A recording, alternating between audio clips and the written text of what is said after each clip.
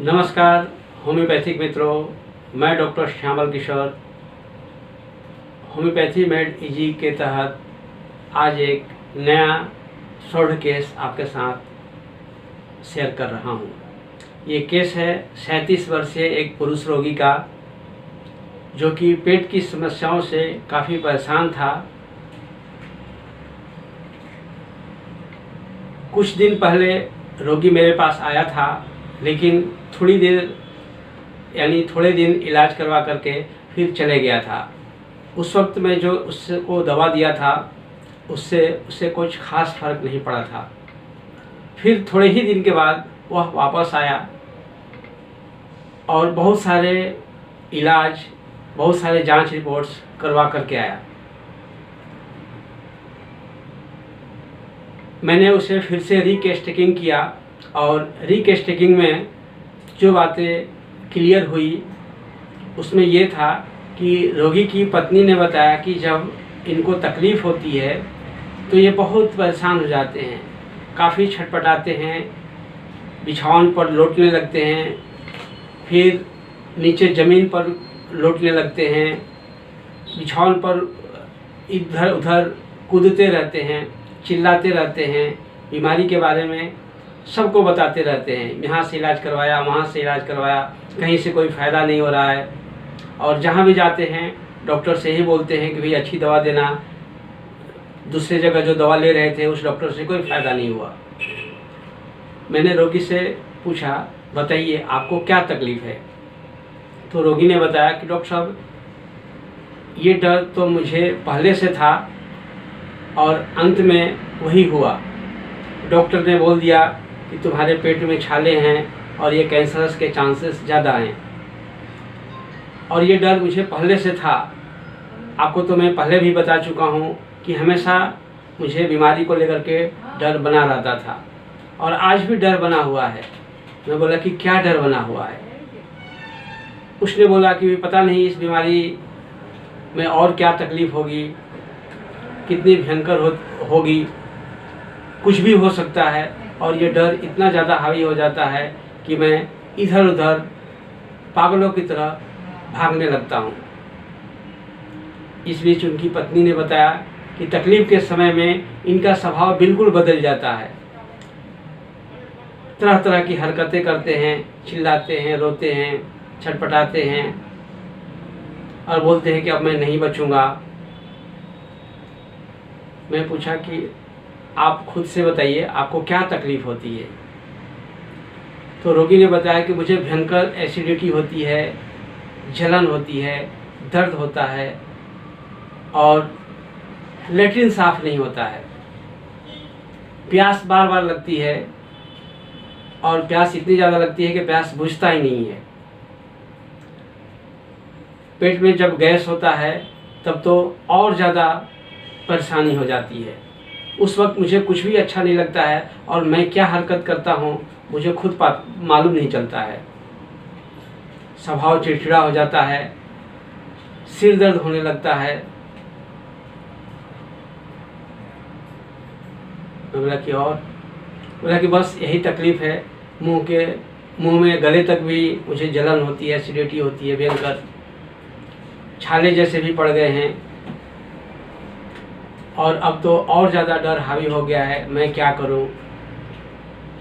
Doctor ने बहुत सारे खर्च बताए, फिर इसलिए मैं आपके पास आया हूं कि होम्योपैथी में इसका अस्थायी इलाज हो जाए। सबसे ज़्यादा मुझे परेशानी मेरी इस कब्जियत से होती है, लैट्रिन साफ़ नहीं होता है तो मैं बिल्कुल पागल सा हो जाता हूँ, कुछ मुझे सूझता नहीं है। ये फाँकी लेता हूँ, वो फाँकी लेता हूँ, ये दवाई लेता हूँ, ये उपाय करता हूँ, लेकिन कुछ भी आराम नहीं मिलता है। डर लगे रहता है, पता नहीं कुछ हो जाएगा। मैं बोला क्या हो जाएगा? बोले यही तो पता नहीं चलता है, कुछ भी हो जाएगा, इसलिए डर हमेशा बनी रहती है। कभी कभी तो कुछ भी खाओ तुरंत उल्टी हो जाती है और उससे भी ज़्यादा परेशान हो जाता हूँ।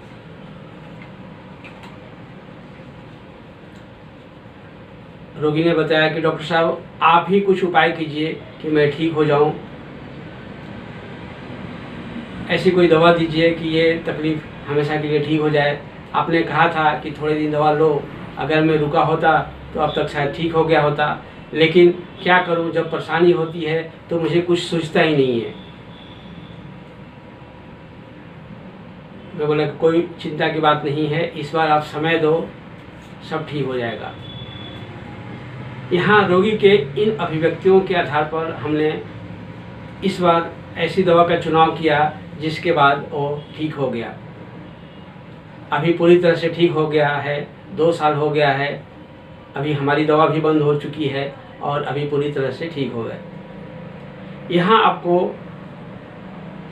मेडिसिन बतानी है और राइट मेडिसिन सिलेक्शन के उन तरीक़ों को पहुँचने के लिए हमने रिपर्टरी की मदद लिया है। रिपर्टरी की मदद से हम दवा तक पहुँचते हैं और राइट सिमिलर मेडिसिन का सिलेक्शन हमारे इस रेशनलाइज्ड मेथड से और आसान हो गया है। सबसे पहले जो हमने देखा वो था रोगी की बेचैनी, परेशानी और विचलित सी अवस्था। जब रोगी को तकलीफ़ होती है तो रोगी अपने सामान्य अवस्था से विचलित हो जाता है, यानी वो नॉर्मल नहीं रहता है, और इस अवस्था को हम डिलीरियम अवस्था कहते हैं। डिलीरियम की अवस्था में रोगी छटपटाता है, चिल्लाता है, बोलता है और उसकी सामान्य गतिविधि परिवर्तित हो जाती है। यहाँ सबसे पहला रूब्रिक हमने लिया था वो है डिलीरियम। डिलीरियम कंस्टिपेशन विथ, और delirium distension of abdomen with, delirium swelling of abdomen and constipation. तकलीफ के समय में रोगी का स्वभाव चिड़चिड़ा हो जाता है, इरिटेबिलिटी, बिछावन पर कूदता है, jumping out of bed, crawls on the floor, rolling on the floor, stomach में है वोमिटिंग, अल्सर्स, कैंसरस और एब्डोमेन विथ फ्लैटुलेंस अग्रवेशन। रोगी ने बताया कि डर हमेशा बना हुआ रहता है, कुछ भी हो जाएगा, फियर एवरीथिंग ऑफ कांस्टेंट। उसका थर्स्ट अनकंट्रोलेबल था, कांस्टेंट था।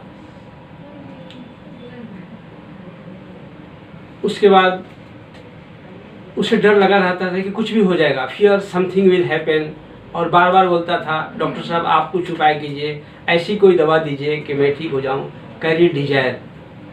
इन सभी रूब्रिकों के आधार पर हमने जो दवा दिया वो था एसिटिकम एसिडियम, और इस दवा के बाद से वो पूरी तरह से ठीक हो गया और अभी 2 साल से ऊपर हो गया, पूरी तरह से स्वस्थ हो गया। धन्यवाद।